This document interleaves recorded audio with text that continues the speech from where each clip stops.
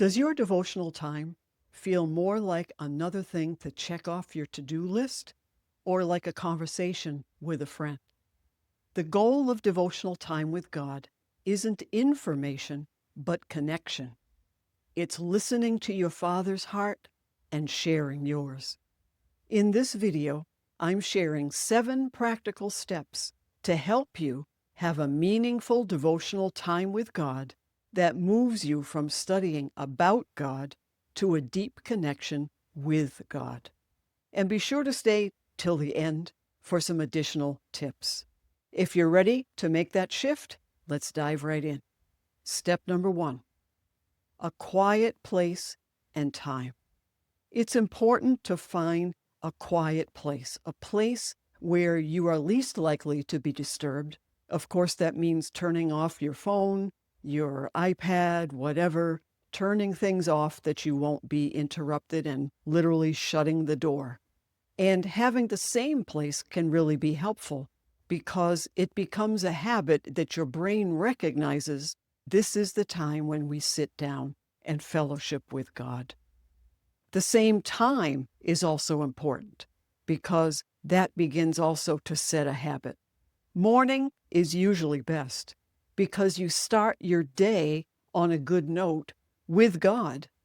It sets your mind on God, godly things, and helps you to engage Him throughout the day.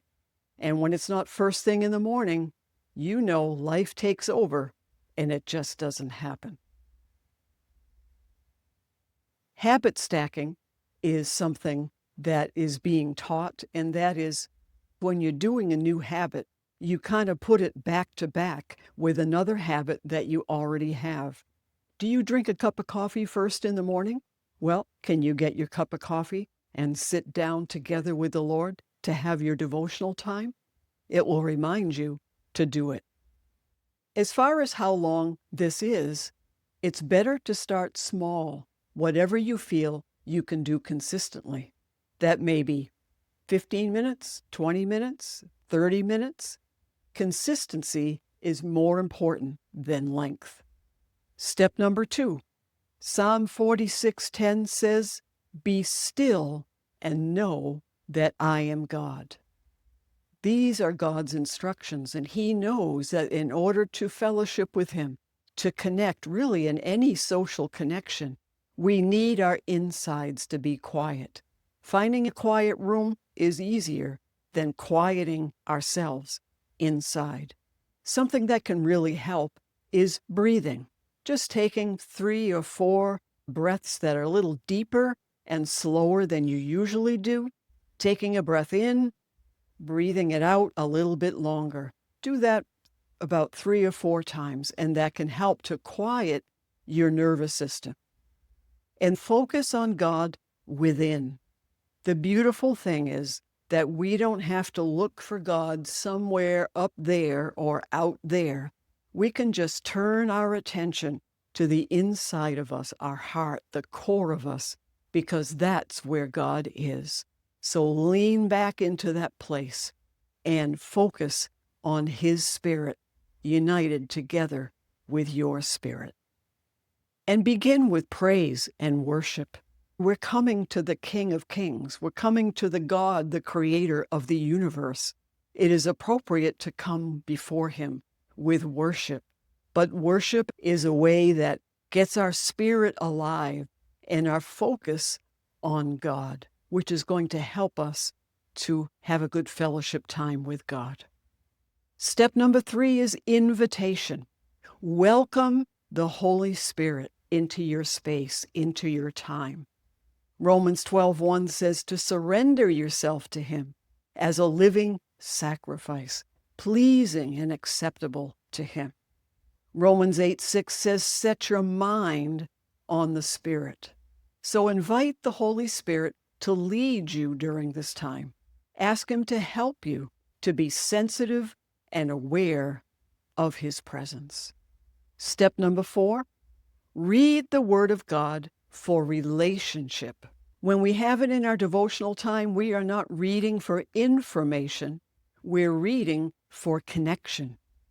And one of the primary ways God speaks to us is through the Scripture. So it's not something academic. It's not that we're studying the Bible or studying about God. We are reading to hear from God. Ask the Holy Spirit to speak to you through the Word. Jesus said in John 14:26, the Holy Spirit will lead you into all truth. And instead of reading maybe 3 chapters in order to finish a Bible reading plan, read slowly until a verse speaks to you, and then stop. When you sense God has spoken to you, that's the important thing. It's quality over quantity. Step number 5 is honest conversation. Have a conversation with the Holy Spirit about what He showed you in the Word. We know that a conversation is two-way, right? So prayer is a two-way conversation with God. Ask Him questions about it. Listen to His answers.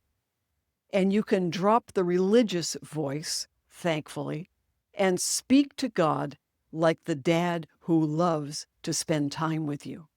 Not only about these verses, but ask Him questions that are on your mind. Express your emotions, your concerns, and listen to His responses. If you read the book of Psalms, this is the majority of what the book of Psalms are about. It's so good that we can be honest and real with Him. That's what He desires. Step number 6 is journal. So whether it's a physical handwritten journal or whether it's journaling in your MacBook, write what you sense or hear God speaking to you. If God is speaking to you, these are valuable words. So you don't want to just go on and forget them. If you write them down, you are stewarding and valuing those words. And when God is speaking, for me, I notice that it's a flow as the Holy Spirit is speaking. As I write, the flow continues. I get more and more as I write that I hadn't thought of before. When this is happening, when the flow of the Spirit, God's voice, is speaking to you, don't interrupt it to edit it, to check the spelling, even to check it against the Word of God or the character of God, which is extremely important to do. But you want to wait until God has spoken what He wants to speak. Then you can do it afterwards. If you want to learn more about that, hearing God's voice, and how journaling is helpful, I'll put a video at the end of this video to how to hear God's voice. And step number 7, thank Him for the time that He has come to spend time with you, to speak with you, to share with you, to listen to Him. And ask Him to help you abide in Him throughout the day. This isn't the end of our connection with God. It's just the beginning. Ask Him to help you to be present and aware of Him throughout the day so you can be talking and listening as you go. Now, here are a few tips. This devotional time is not really the time to be studying the Bible.